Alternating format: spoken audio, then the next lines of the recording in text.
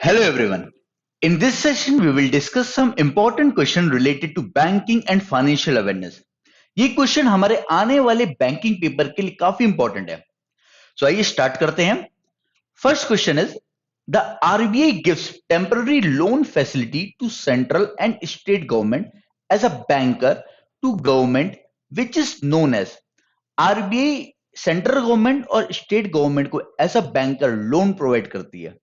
जैसे हम अपने बैंक से लोन लेते हैं अपने डेवलपमेंट प्रोजेक्ट्स को कंप्लीट करने के लिए, वैसे ही सेंट्रल गवर्नमेंट और स्टेट गवर्नमेंट भी आरबीआई से लोन लेती है अपने डेवलपमेंट प्रोजेक्ट्स को कंप्लीट करने के लिए. कई बार ये न्यूज में भी रहता है, जैसे स्टेट गवर्नमेंट ने आरबीआई से लोन लिया. अभी कुछ समय पहले न्यूज में था कि कर्नाटक गवर्नमेंट ने आरबीआई से अपने यहाँ मेट्रो प्रोजेक्ट्स को कंप्लीट करने के लिए लोन लिया.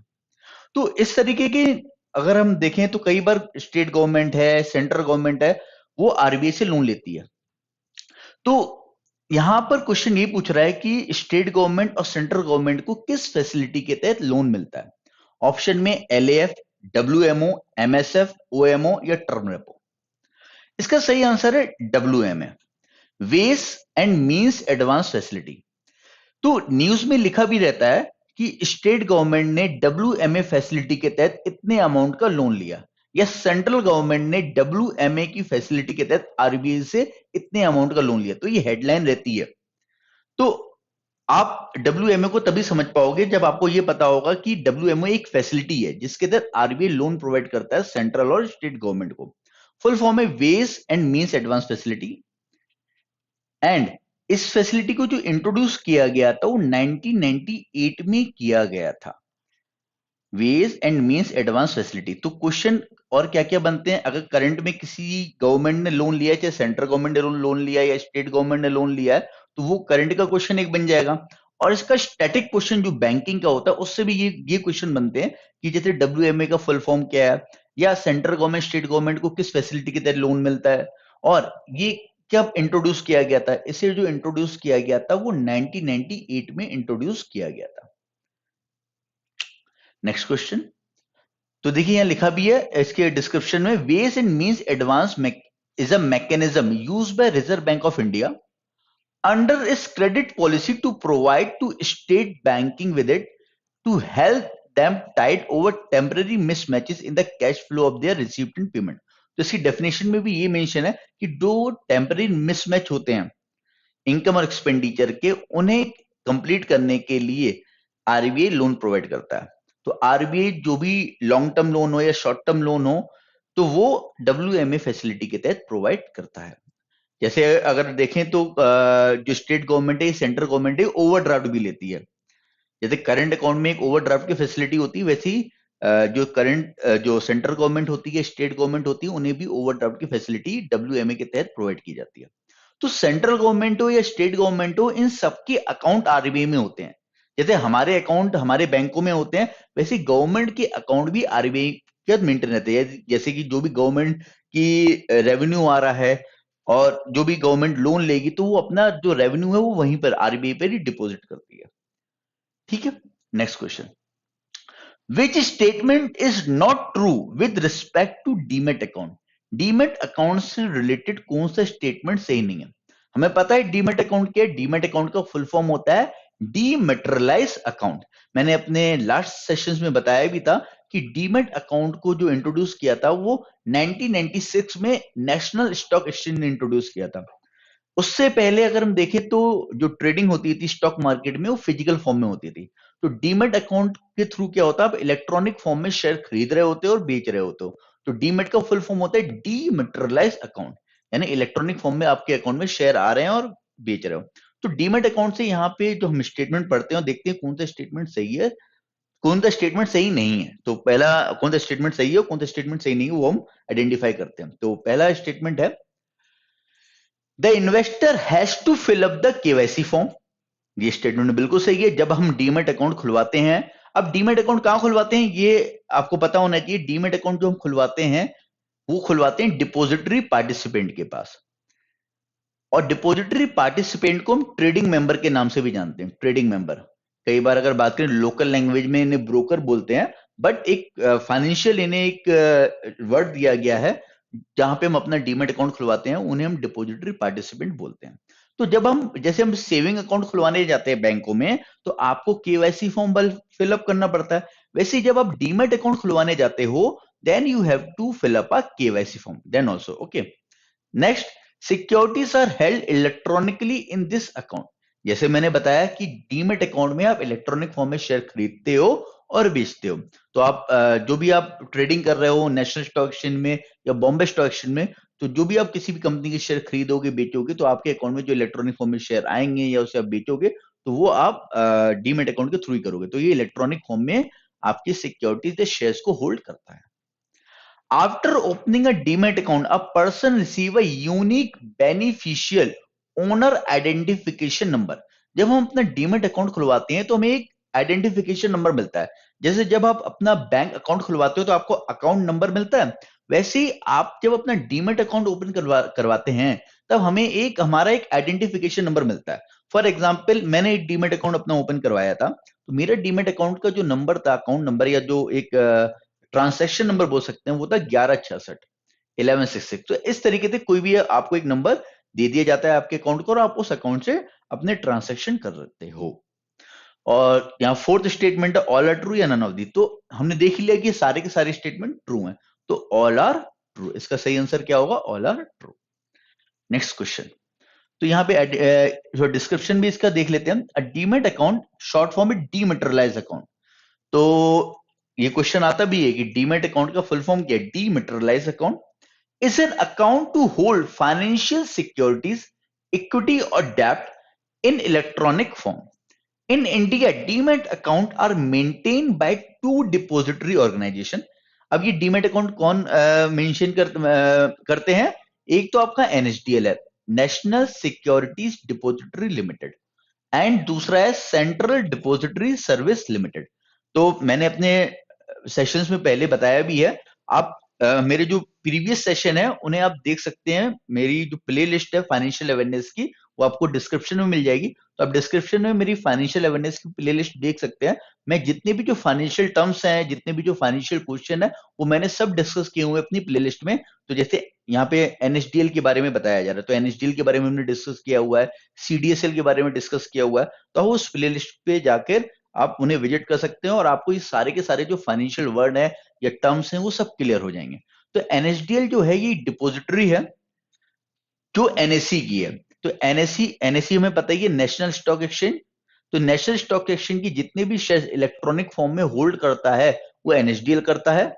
और बीएससी की जो डिपॉजिटरी है जो है वो है सीडीएसएल। डिपॉजिटरी का मतलब हो गया एक वो प्लेस, एक कॉमन प्लेस जहां पे इलेक्ट्रॉनिक फॉर्म में सारे के सारे शेयर होल्ड होते हैं। तो जब हम किसी भी कंपनी के शेयर खरीदते हैं अपने डीमेट अकाउंट के थ्रू, तो हमारे डीमेट अकाउंट में जो इलेक्ट्रॉनिक फॉर्म में शेयर ट्रांसफर कर रहे होते हैं वो एनएसडीएल और सीडीएसएल कर रहे होते हैं। ठीक है, तो ये सीडीएसएल हमें पता होना चाहिए किसकी डिपॉजिटरी है, बीएससी की है। और एनएससी किसकी, एनएसडीएल किसकी डिपॉजिटरी है? एनएससी की। एनएससी की स्थापना 1992 में हुई थी और बीएससी की स्थापना 1875 में हुई थी। ठीक है, it is mandated to fill the KYC form, mandated है। Securities are held electronically in this account after opening a demat account. A person receive a unique beneficial owner identification number. देखिए, ये जो फाइनेंशियल अवेयरनेस की series में आपके साथ लेके आया हूं या डिस्कस कर रहा हूं, जितनी भी मेरी वीडियोस हैं, उन वीडियोस में आप जो भी मैंने क्वेश्चन डिस्कस किए हैं या जो भी हमने फाइनेंशियल टर्म डिस्कस किए हैं, ये आपको आपके जो पेपर्स हैं, रिटर्न पेपर्स हैं, जो आप दे रहे हो ऑनलाइन पेपर, आईबीपीएस के, आरआरबी के, एसबीआई के, उन सब में आपके काम करेंगे। साथ ही साथ ये आपको हेल्प करेंगे इंटरव्यू में भी।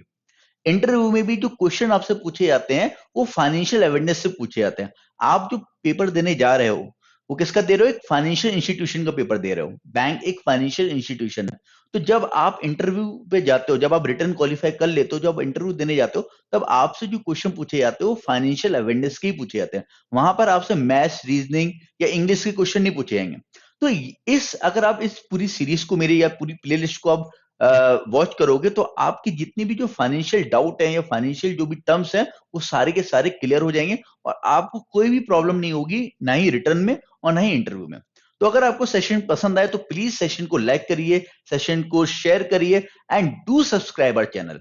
ठीक है, आगे बढ़ते हैं। Next question, under LAF, LAF का फुल फॉर्म है liquidity adjustment facility. Under LAF, reverse repo auction are conducted on daily basis for.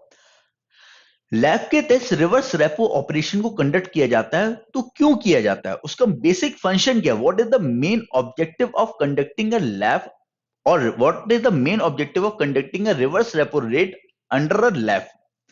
तो the main objective of conducting reverse repo rate under a lab is your injection of liquidity. ठीक है, injection of liquidity, यानी अगर हम बात करें, sorry, इसका सही आंसर होगा इंजेक्शन नहीं होगा, इसका आंसर होगा एब्जॉर्प्शन ऑफ लिक्विडिटी। देखिए यहां पे इसे मैं एक्सप्लेन करता हूं तो अभी आपको क्लियर हो जाएगा। देखिए लैफ का मेन ऑब्जेक्टिव क्या होता है यहां समझते हैं। लैफ का फुल फॉर्म है लिक्विडिटी एडजस्टमेंट फैसिलिटी। इस फैसिलिटी के तहत, अब देखो लिक्विडिटी क्या है, यहां पे लिक्विडिटी का मतलब हो गया जो मनी है, मनी की बात की जा रही है, मनी की तरलता की बात की जा रही है। तो लिक्विडिटी एडजस्टमेंट फैसिलिटी यानी मनी को मेंटेन करना मार्केट में, इकोनॉमी में एक मनी के फ्लो को बैलेंस में रखना, ये आरबीआई का काम है कि मनी का जो फ्लो है वो जो है वो बैलेंस रहे। तो बैलेंस करने के लिए लेफ्ट को वो यूज करता है। जैसे लेफ्ट के अंतर्गत आपका रेपो रेट आ जाता है और लेफ्ट के अंदर ही रिवर्स रेपो रेट आता है। तो रेपो रेट के थ्रू हमें पता है कि आरबीआई आरबीआई बैंकों को लोन प्रोवाइड करता है। जो भारत में बैंक्स हैं वो आरबीआई से लोन लेते हैं रेपो रेट के through. And reverse repo rate के थ्रू क्या होता है, रिवर्स रेपो रेट के थ्रू आरबीआई लोन लेता है किससे, बैंकों से। आरबीआई लोन लेता है बैंक से, यानी यहाँ पे किरदार चेंज हो जाता है। पहले बैंक लोन ले रहा है, यहाँ पे रेपो रेट के थ्रू बैंक लोन ले रहा है आरबीआई से, और रिवर्स रेपो रेट के थ्रू आरबीआई लोन ले रहा है बैंक से। अब आरबीआई लोन क्यों ले रहा है वो जानते हैं। देखिए देखिए यहां पर अगर हम देखें तो रेपो रेट के रेपो रेट के थ्रू यहां पर क्या हो रहा है, रेपो रेट के थ्रू देखो, रेपो रेट के थ्रू जो बैंक लोन आरबीआई बैंकों को लोन दे रहा है वो इसलिए दे रहा है to control deflation, to control deflation. अगर हम बात करें कि दोनों ही रेपो रेट और reverse repo rate monetary policy के टूल हैं। मॉनेटरी पॉलिसी का मेन ऑब्जेक्टिव ही है इन्फ्लेशन और डिफ्लेशन को कंट्रोल करना। तो रेपो रेट के थ्रू जो आरबीआई लोन दे रहा है बैंकों को, वो डिफ्लेशन को कंट्रोल करने के लिए, यानी मार्केट में मनी सप्लाई की कमी है तो मार्केट में मनी सप्लाई को बढ़ाने के लिए वो बैंकों को लोन दे रहा है। तो यहाँ पे अगर बात करें आरबीआई मार्केट में मनी को क्या कर रहा है, इंजेक्ट कर रहा है। तो रेपो रेट के थ्रू क्या करता है आरबीआई, इंजेक्शन ऑफ मनी। तो अगर आपसे क्वेश्चन पूछ लिया गया कि under repo rate, under repo rate के थ्रू आरबीआई क्या करता है, यही क्वेश्चन इस तरीके के ही यहां पे इसका उल्टा हो जाएगा क्वेश्चन कि अंडर रेपो रेट की के रेपो रेट के थ्रू आरबीआई क्या करता है, रेपो रेट के through RBI injection of money करता है, मार्केट में मनी के फ्लो को बढ़ाता है। आरबीआई बैंकों को लोन दे रहा है तो लोन देने का ऑब्जेक्टिव यही है कि हम तुम्हें लोन दे रहे हैं, तुम इकोनॉमी में लोगों को लोन दो। अब यहां पर आरबीआई लोन ले रहा है, रिवर्स रेपो रेट में क्या हो रहा है, आरबीआई लोन ले रहा है किससे, बैंक से। अब आरबीआई क्यों लोन ले रहा है, आरबीआई का जो लोन लेने का ऑब्जेक्टिव है वो ये है टू कंट्रोल इन्फ्लेशन। जैसे मैंने बताया मॉनेटरी पॉलिसी का मेन ऑब्जेक्टिव क्या होता है, इन्फ्लेशन और डिफ्लेशन को कंट्रोल करना। एंड जो ये लेफ है वो मॉनेटरी पॉलिसी का टूल है। तो आरबीआई इन्फ्लेशन को कंट्रोल करने के लिए बैंक से लोन लेगा। तो यहाँ पे बैंक से जो लोन ले रहा है, आरबीआई को कोई लोन की आवश्यकता नहीं है कि बैंकों से लोन लेके वो किसी और को दे। वो जो मेनली लोन ले रहा है वो मार्केट में जो मनी का फ्लो बढ़ा हुआ है, तो मनी के फ्लो को कंट्रोल करने के लिए आरबीआई बैंक से लोन लेता है। तो मनी के फ्लो को कंट्रोल करने के लिए ही रेपो रेट और रिवर्स रेपो रेट को यूज किया जाता है। तो जब वो लोन ले रहा है या ये बैंक से पैसे, बैंक से लोन ले रहा है, तो यानी वो क्या कर रहा है, absorption of liquidity, absorption of liquidity. ठीक है ना, तो मैंने बोला कि जो लिक्विडिटी हो क्या है, मनी है, एब्जॉर्प्शन ऑफ मनी बोल सकते हैं, absorption of liquidity. Clear, I hope ये पूरा सिनेरियो क्लियर होगा। A liquidity adjustment facility is a tool used in monetary policy primarily by the Reserve Bank of India that allow bank to borrow money through repurchase agreement repos or for banks to make loan to the RBI through reverse repo agreement. Repo auction for absorption of liquidity and reverse repo auction for injection of liquidity. तो यही आपसे question में पूछा जाता है कि repo auction क्या के लिए होता है। रेपो ऑक्शन होता है, यहाँ पे उल्टा लिख गया है, ठीक है। यहाँ पे अगर हम देखें एक सेकंड, हाँ, तो रेपो ऑक्शन जो होता है, जैसे मैंने बताया, रेपो जो ऑक्शन होता है वो होता है एक्चुअली इंजेक्शन ऑफ लिक्विडिटी के लिए, और रिवर्स रेपो ऑप्शन जो होता है वो एब्जॉर्प्शन ऑफ लिक्विडिटी के लिए होता है, ठीक है। तो इसे आप थोड़ा सही कर दीजिएगा, बाकी पूरा स्टेटमेंट सही है। Next question, the reserve Bank of India act 1934 does not deal with. Reserve Bank of India का एक्ट 1934 निम्नलिखित में से कौन सा स्टेटमेंट है जो वो, या कौन सा जो फंक्शन है वो reserve Bank of India deal नहीं करता। ऑप्शन में है financial supervision of bank and financial institution. तो आरबीआई का काम ही है कि जितने भी भारत में जो बैंक्स हैं उनका क्या करना, सुपरविजन करना, ठीक है, और फाइनेंशियल इंस्टीट्यूशन को भी सुपरवाइज आरबीआई ही करता है। Next, policy planning of cooperative banks. तीसरा है management of forex and forex reserve. तो फॉरेक्स रिजर्व भी ऑब्वियस सी बात है आरबीआई मेंटेन करता है। Capital management and business of banks, या all of the above is correct. तो यहाँ पे अगर बात करें, जो ये policy planning of cooperative bank से ये आरबीआई नहीं करता है। Capital management and business of bank, इसे भी अगर बात करें आरबीआई डील करता है। मैनेजमेंट ऑफ फॉरेक्स और फॉरेक्स रिजर्व से भी आरबीआई डील करता है। फाइनेंशियल सुपरविजन ऑफ बैंक और फाइनेंशियल इंस्टीट्यूशन से भी आरबीआई डील करता है। तो policy planning of cooperative bank जो है, यानी कोऑपरेटिव बैंक जो होते हैं उनकी जो पॉलिसी प्लानिंग करता है वो कोऑपरेटिव बैंक खुद ही करते हैं, ठीक है ना, वो आरबीआई नहीं करता है। देखिए लिखा भी है, Reserve Bank of India Act 1934 is the legislative act under which Reserve Bank of India was formed. This act, along with the Companies Act, which was amended in 1936, were meant to provide a framework for the supervision of banking firms in India. The policy planning of cooperative banks is done by their own. ठीक है। Next question, tele banking is based on. Tele banking, tele banking हमें पता ही है कि जब हम कोई भी अपनी बैंकिंग क्वेरी के लिए बैंक्स के टोल फ्री नंबर पे कॉल करते हैं, चाहे वो हमें बैलेंस चेक करना हो, चाहे वो हमें अपना लास्ट ट्रांजैक्शन पता करने हो, चाहे हमें इंटरनेट बैंकिंग ऑन करानी हो, चाहे हमें कोई भी कंप्लेन करनी हो या एटीएम ब्लॉक कराना हो, बहुत सारी क्वेरीज होती हैं कस्टमर्स की, बैंकिंग कस्टमर्स की। तो उन क्वेरीज को जो सॉल्व किया जाता है वो टेली बैंकिंग के थ्रू किया जाता है। तो इसका जो सही आंसर होगा वो होगा tele banking is based on voice processing. Telebanking is a service provided by a bank or other financial institution that enable customer to perform over the telephone a range of financial transactions which do not involve cash or financial instrument without the need to visit a bank branch or ATM. The function of telebanking services is based on the voice processing facility available with the bank computers. Clear? Next question. A Nepali citizen can also use money transfer facility from India to Nepal under which of the following scheme? अगर किसी Nepali citizen को, मान लो यहाँ पर वो घूमने आया या यहाँ पर वो रह रहा है और उसे इंडिया से नेपाल पैसे ट्रांसफर करने हैं, किसी नेपाली सिटीजन को, मान लो वो इंडिया में जॉब कर रहा है और अपने घर नेपाल में उसे पैसे ट्रांसफर करने हैं, तो निम्नलिखित में से कौन सी फैसिलिटी के तहत वो पैसे ट्रांसफर कर सकता है। ऑप्शन में है Nepal India remittance scheme, Nepal India remittance facility scheme, तीसरा ऑप्शन है Indo Nepal remittance facility scheme, Nepal transfer facility, या none of this. I hope आपने इसका सही आंसर गेस किया होगा, और इसका सही आंसर है Indo Nepal remittance facility scheme. तो Indo Nepal remittance facility scheme को जो इंट्रोड्यूस किया गया था वो 2006 में इंट्रोड्यूस किया था आरबीआई ने। इस फैसिलिटी के तहत ये one way cross border facility, पहली बात तो ये है कि जो ये इंडो नेपाल रेमिटेंस फैसिलिटी है, भारत नेपाल प्रेषण सुविधा योजना, ये जो फैसिलिटी है 2006 में इंट्रोड्यूस की, और ये जो फैसिलिटी है ये one way cross border facility है। One way cross border facility. अब one way cross border facility का मतलब यह है कि आप इंडिया से नेपाल पैसे ट्रांसफर कर सकते हो इस फैसिलिटी के तहत। और ये यहां पर अगर हम देखें तो इंडिया से जो नेपाल आप पैसे ट्रांसफर करते हो, इंडिया से जो नेपाल पैसे ट्रांसफर करते हो, वो आप एनईएफटी के थ्रू करते हो।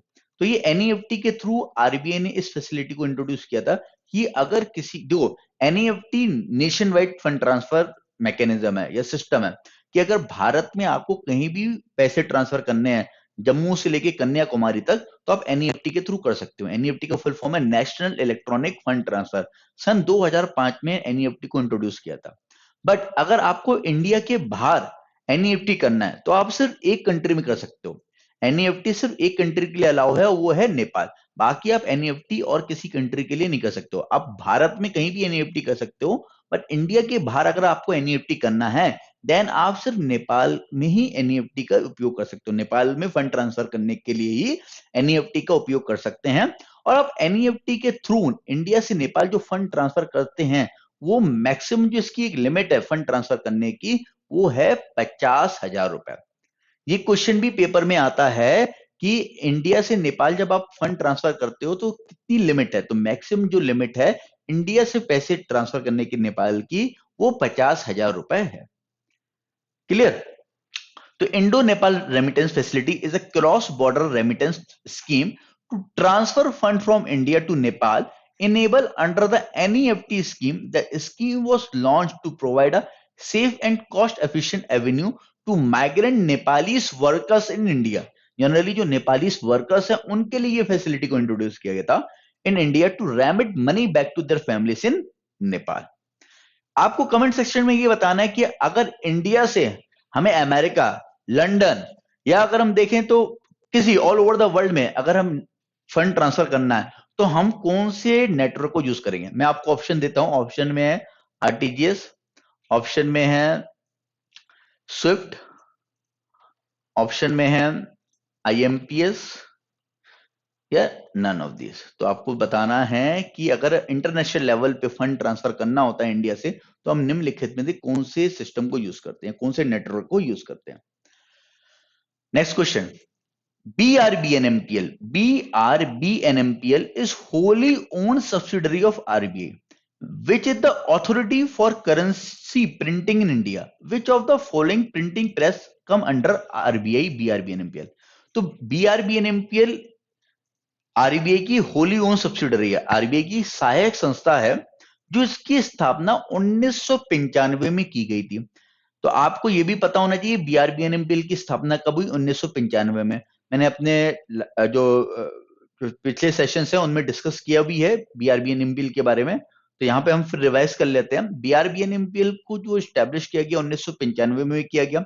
बीआरबीएनएमपीएल का फुल फॉर्म बहुत इंपॉर्टेंट है, फुल फॉर्म है भारतीय रिजर्व बैंक नोट मुद्रण प्राइवेट लिमिटेड। भारतीय रिजर्व बैंक नोट मुद्रण प्राइवेट लिमिटेड, अच्छे से याद होना चाहिए इसका पूरा नाम। देन बीआरबीएनएमपीएल क्या करता है, बीआरबीएनएमपीएल की दो प्रेसेस हैं, इसके अंतर्गत दो प्रेसेस आती हैं जो नोट छापती हैं, नोट प्रिंट करती हैं। तो नोट प्रिंट करने की दो प्रेसेस जो हैं वो बीआरबीएनएमपीएल के अंडर हैं। और बीआरबीएनएमपीएल की स्थापना किसने करी है, बीआरबीएनएमपीएल की स्थापना करी है आरबीआई ने। ठीक है, तो इसके अंदर दो प्रेसेस आती हैं। अब यही क्वेश्चन है कि ये दो प्रेसेस हैं जो नोट प्रिंट करती हैं, ये कहां पर है। ऑप्शन में नासिक या नोएडा, देवास सलबौनी, देवास नासिक, सलबौनी मैसूरू या मैसूरू नासिक। तो आई होप इसका सही आंसर पता होगा। अगर आपने मेरे लास्ट सेशंस को देखा है तो आप इसका आंसर बता दोगे। और इसका सही आंसर है सलबौनी एंड मैसूर। सलबौनी जो है ये एक सिटी है और ये कहां पर है, ये वेस्ट बंगाल में है। ठीक है, एंड देन मैसूर जो है ये हमें पता ही है, मैसूर हमारा कर्नाटक में है। तो ये दो प्रेसेस किसके अंतर्गत आती हैं, बीआरबीएनएमपीएल के अंतर्गत आती हैं। भारत में टोटल 4 प्रेसेस हैं, टोटल 4 प्रेसेस हैं जहां पे नोट छपते हैं। तो मैंने आपको दो प्रेसेस के नाम बता दिए, कहां है, सलबौनी और मैसूर। अब बाकी बची दो प्रेसेस, इसके नाम आप हमें बताएंगे। ठीक है, और बताएंगे ये जो प्रेसेस हैं ये किसके अंतर्गत आती हैं और ये प्रेसेस कहां हैं। आई होप आज का सेशन आपको पसंद आया होगा। सेशन पसंद आए तो प्लीज सेशन को लाइक करिए, सेशन को शेयर करिए and do subscribe our channel. फिर मिलते हैं हम अपने अगले नए क्वेश्चन के साथ। तब तक के लिए have a nice day. Thank you.